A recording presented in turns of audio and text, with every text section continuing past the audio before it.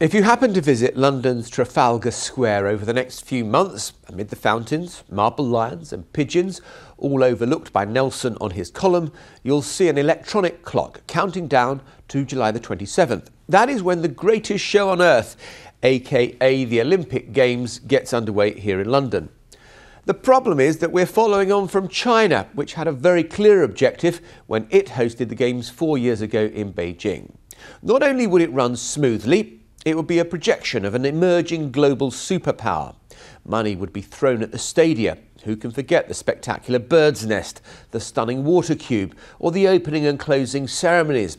It was an awesome moment to be in that stadium watching the fireworks, the dancers and musicians, and the sheer scale of the choreography. And of course, the other thing that the Chinese could throw at the Games was people. Hundreds of thousands of them. I remember going to the stadium early one morning and there were teams and teams of men brushing the trees. I kid you not. Clearly, it had been decreed that the foliage must be a luxuriant green. The bus station had too tight a turning circle for the hundreds of brand new buses, so new roads were created overnight. As one of the famous sports goods manufacturers would have it, impossible is nothing.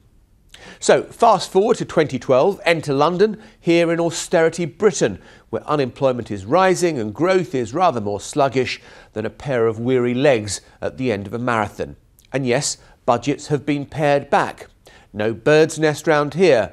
But let us not be gloomy. Our Olympic Park is nearly ready, it's come in on budget, there are now fewer than 200 days to go, and the world's greatest athletes are honing and toning their skills and muscles in readiness.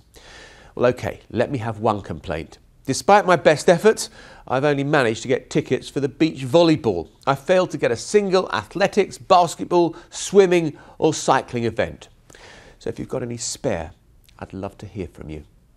This is Jon Sopel, that's Jon Sopel, for CBS News in London, willing to pay top dollar.